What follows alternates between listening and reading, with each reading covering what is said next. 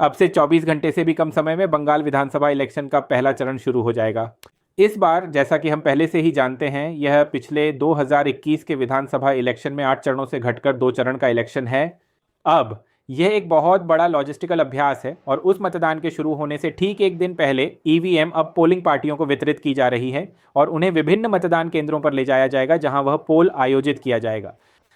मैं इस बारे में बात करता रहा हूं कि ये कैसे एक बहुत बड़ा लॉजिस्टिकल अभ्यास है। मेनवा इस समय आपको वे ईवीएम दिखा रहे हैं जो पोलिंग पार्टियों को वितरित किए जाने की प्रतीक्षा कर रही है। उनमें से कुछ अभी भी बची हैं। ये दिन भर चलता रहेगा। ये एक निरंतर प्रक्रिया है। और इस तरफ आपके पास वे लोग हैं जो उन काउंटरों पर तैनात हैं और वास्तव में उन पोलिंग एजेंटों की मदद कर रहे हैं जो असल में अपनी ईवीएम लेने आ रहे हैं। इस तरफ अगर मेनवा आपको दिखा सके तो वे लोग हैं जिन्होंने पहले ही अपनी ईवीएम ले ली है और उनमें से बहुत से लोग अब आप जानते हैं अपने समूहों में अपनी टीमों में हैं और वे यहाँ से मतदान कराने के लिए अलग अलग जगहों पर जाएंगे। मैम, आपका नाम क्या है? आपका नाम क्या है? दीपिका सिन्हा घोष। दीपिका जी, आपकी कहाँ ड्यूटी लगी है पोलिंग में? मैं पहली बार आई हूँ, हाँ, थोड़ा डर डर लग रहा है। अभी पोलिंग स्टेशन कहाँ होगा ये अभी समझ नहीं पाई हूँ।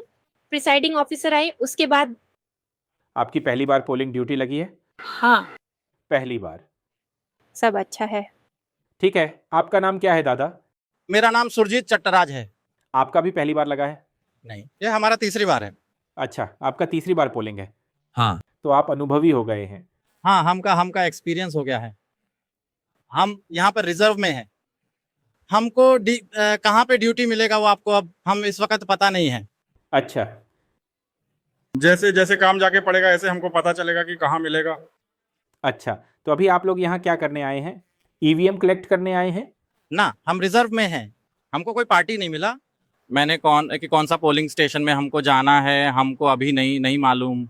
आपको नहीं मालूम? तो अगर जैसे हम वेट में हैं। वेटिंग में है।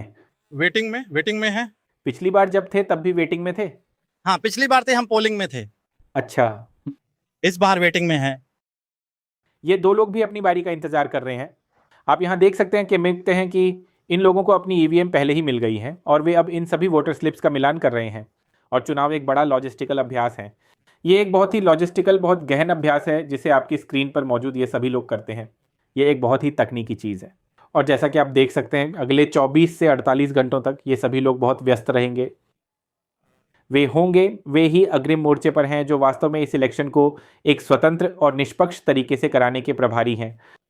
इस पूरे इलेक्शन का एक पहलू बेशक सुरक्षा है और इस बार इस पूरे इलेक्शन में सुरक्षा बल, केंद्रीय सुरक्षा बलों की एक बहुत बड़ी संख्या है। वेरी एक पहलू है। दूसरा पहलू है ये लोग हैं जो पोलिंग बूथ पर हैं, जो ये इलेक्शन को संचालित करने के लिए जिम्मेदार हैं, ऐसा कह सकते हैं। और इसीलिए ये सभी लोग यहाँ हैं, अपनी सूचियों का मिलान कर रहे हैं वगैरह वगैरह। और आप उन सभी को अलग अलग समूहों में देख सकते हैं, ज़्यादातर एक ही काम कर रहे हैं। और अब से थोड़ी देर में वे अपनी बसों में चढ़ेंगे, वे अपनी मैटाडोर्स में चढ़ेंगे और वे अपनी अपनी पोलिंग एजेंसियों के लिए निकल जाएंगे। मैम, आपका नाम क्या है? आपको अपना ईवीएम मिल गया? नहीं, अच्छा, मैं तो टैग हुई। ओके, तो आपका क्या रोल है यहाँ पे? प्रिजाइडिंग ऑफिसर का। या आप प्रेजाइडिंग ऑफिसर हैं?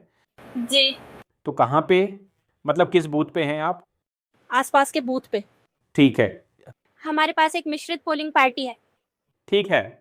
और हमारे पास 3 पुरुष पोलिंग अधिकारी हैं और मैं पीठासीन अधिकारी हूँ।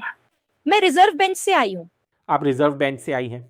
तो मैम, यह सुनिश्चित करने के लिए कि यह इलेक्शन स्वतंत्र और निष्पक्ष तरीके से संपन्न हो, अब आप अपने घर से कितना समय दूर रहेंगी? जी, मैं यह रात और कल सुबह बिताऊंगी और मैं इस प्रक्रिया का हिस्सा बनकर खुश हूँ। और इस बार इस बात पर बहुत ध्यान दिया गया है कि इसे एक स्वतंत्र और निष्पक्ष मतदान प्रक्रिया बनाया जाए। आप ये कैसे सुनिश्चित करेंगे मैम? चूंकि हम ईसीआई नेट से जुड़े हुए हैं, हम केंद्रीकृत हैं और हम पर केंद्रीकृत रूप से नजर रखी जा रही है, तो मुझे लगता है कि इस बार ये एक सुरक्षित इलेक्शन होगा। तो मुझे लगता है कई पीठासीन अधिकारियों जो लोग बूथों को संभालते हैं के साथ भी ऐसी ही कहानी है। अगले 48 घंटों में इलेक्शन इस तरह होने जा रहा है। ये वे लोग हैं जो उस इलेक्शन का संचालन करेंगे। मैं उस तरफ भी जाकर बस आपको ये बूथ दिखाना चाहता हूँ जिस पर लिखा है मतदान कर्मी प्रबंधन, और उस कतार में यहाँ बहुत सारे लोग हैं और ये मूल रूप से सभी मतदान केंद्र हैं। तो उदाहरण के लिए ये बोलपुर विधानसभा कॉन्स्टिट्यूएंसी है। ये यहाँ मतदान केंद्र हैं, अलग अलग लोगों के लिए अलग अलग काउंटर। वे सभी ईवीएम वगैरह इकट्ठा कर रहे होंगे। और जैसा कि मैंने कहा, ये उन लोगों के लिए कतारें हैं जो आए हैं ताकि वास्तव में अपना नाम दर्ज करा सकें और फिर वास्तव में जाकर इन चुनावों का संचालन कर सकें। तो अभी यही हो रहा है। यहाँ एक बहुत बहुत गहन मामला है, क्योंकि हम इस इलेक्शन के अंतिम चरण में पहुंच रहे हैं जो कि मतदान है। लेकिन अभी बोलपुर में यहाँ के यही दृश्य हैं जहां मैं इस समय इस ईवीएम वितरण केंद्र पर हूं।